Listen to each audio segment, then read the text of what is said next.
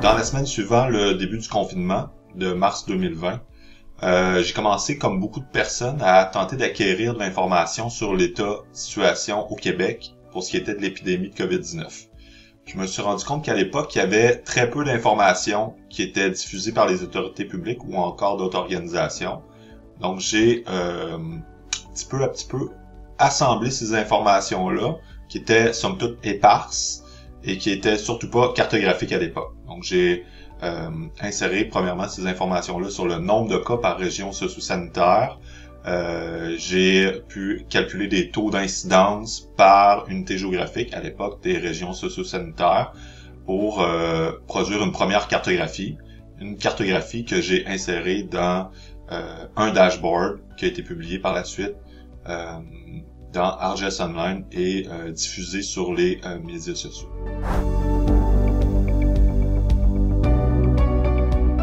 Le tableau de bord contient différentes informations sur la situation épidémiologique au Québec.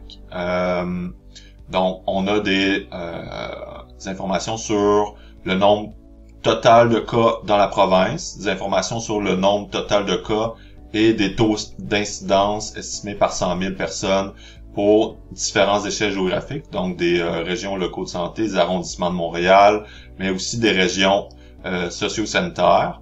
On a différentes cartes qui nous permettent de visualiser les différences dans l'espace quand vient le temps d'analyser le phénomène de la COVID-19. On a aussi différentes courbes qui nous permettent de comparer l'évolution du phénomène par région pour ce qui est du nombre cumulé de cas ou encore des taux d'incidence par 100 000 habitants.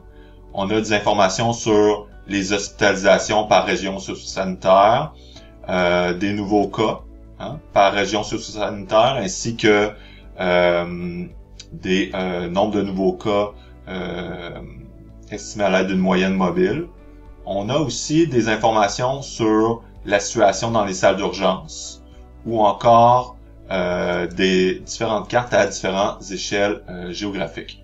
On a aussi des informations sur le nombre de cas actifs dans la population du Québec, mais aussi un récapitulatif des données quotidiennes qui concernent les nouveaux cas, les nouveaux décès, les hospitalisations, encore les personnes aux soins intensifs. Puis enfin, le dernier graphique que j'ai inséré, des informations sur la mortalité par type de milieu de vie.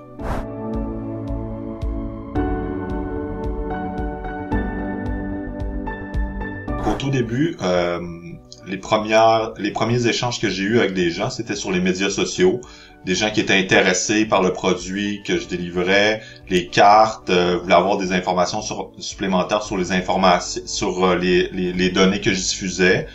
Par la suite, il y a des professionnels de la santé, des pharmaciens, des médecins de santé publique, des travailleurs sociaux ou encore des gens qui travaillent dans les municipalités qui ont commencé à me contacter pour obtenir les données ou pour pouvoir avoir des informations supplémentaires ou encore me suggérer des modifications apportées sur le tableau de bord.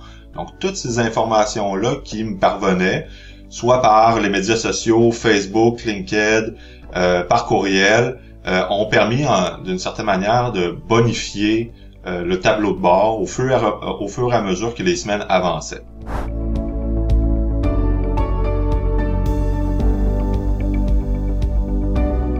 Donc, à la fin mars, la direction des services préhospitaliers et d'urgence du ministère de la Santé du Québec m'a contacté afin que je les aide à élaborer pour eux un tableau de bord qui permettait de visualiser dans le temps comme dans l'espace leurs données issues de différents fournisseurs de services préhospitaliers, donc les ambulances, dans la province de Québec.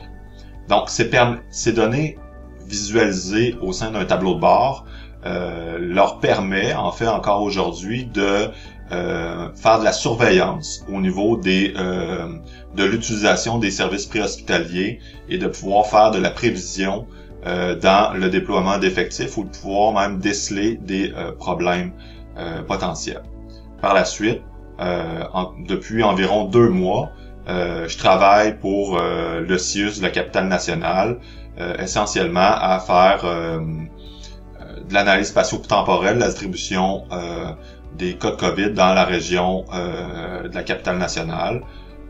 Donc ici, de la cartographie, de l'analyse de suivi à une échelle micro, qui permet pour des équipes d'intervention d'obtenir de l'information cruciale pour aller intervenir dans des milieux plus sensibles où sont vécues des problématiques particulières ou des éclosions dans des milieux particuliers.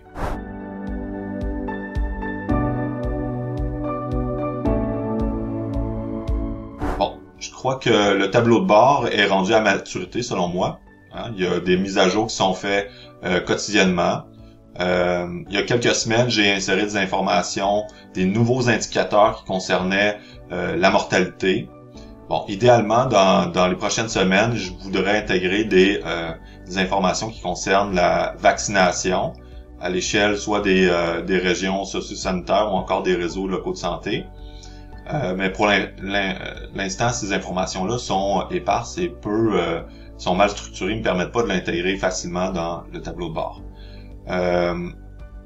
Ça, c'est pour le tableau de bord. Maintenant, dans le cadre d'un nouvel emploi, je vise à davantage développer un aspect spatio-temporel à micro-échelle de l'analyse du phénomène de la COVID-19 et de mettre en lien la distribution géographique des cas, de la population, mais aussi des caractéristiques socio-économiques et d'environnement bâti dans lequel les gens vivent et qui peuvent favoriser ou défavoriser l'éclosion de cette maladie-là dans certains milieux ou certaines communautés.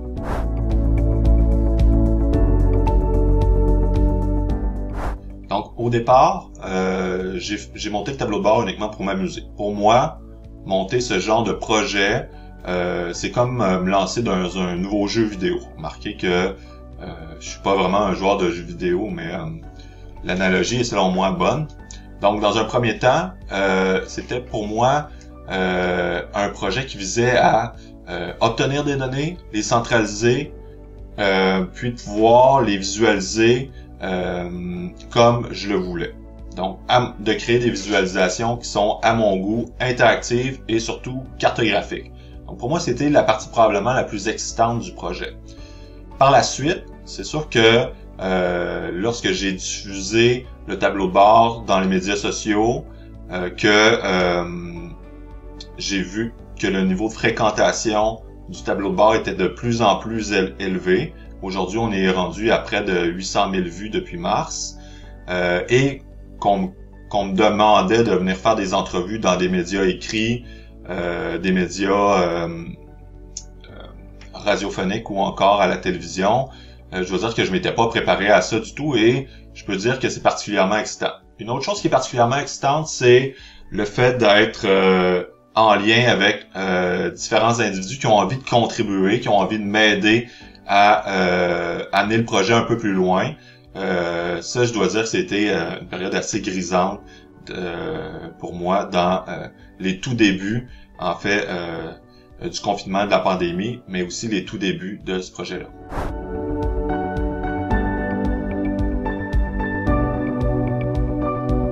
Donc le premier conseil que je pourrais donner à quelqu'un qui veut débuter ce type de projet-là, c'est de choisir un sujet qui l'intéresse. Des données qui l'intéressent aussi, mais qui le font triper. Puis, je dirais de peut-être planifier l'aspect mise à jour du projet. Lorsque j'ai lancé l'application, je m'imaginais pas être en train de, dans 6 mois, 8 mois ou encore dans 1 an, d'être encore à mettre à jour quotidiennement les fichiers, l'application, les cartes. Ça demande quand même passablement de temps. Maintenant, aujourd'hui, j'ai automatisé la plupart des tâches, mais initialement, ça pouvait me prendre jusqu'à 1 heure effectuer une mise à jour. Donc, c'est le genre de choses qui, dans un processus, sont à estimer dès le départ, les efforts qu'on est prêt à mettre dans un projet qui peut durer des semaines, des mois et peut-être même des années. Sinon, ce que je pourrais te donner comme conseil, c'est peut-être de bien choisir le produit ou la carcasse qui va contenir les différentes informations qu'on va insérer. Moi, j'ai décidé d'utiliser Dashboard dans ArcGIS Online. Peut-être que avoir connu un autre produit comme Experience Builder ou un autre, peut-être Insight for ArcGIS, je me serais peut-être tourné vers cette solution-là. Je suis allé initialement vers une solution qui me semblait être plus simple à monter que les deux précédents. Donc peut-être deux ou trois conseils que je donnerais à quelqu'un qui décide de se lancer dans l'aventure qui est somme toute tripante de développer un projet comme celui-là.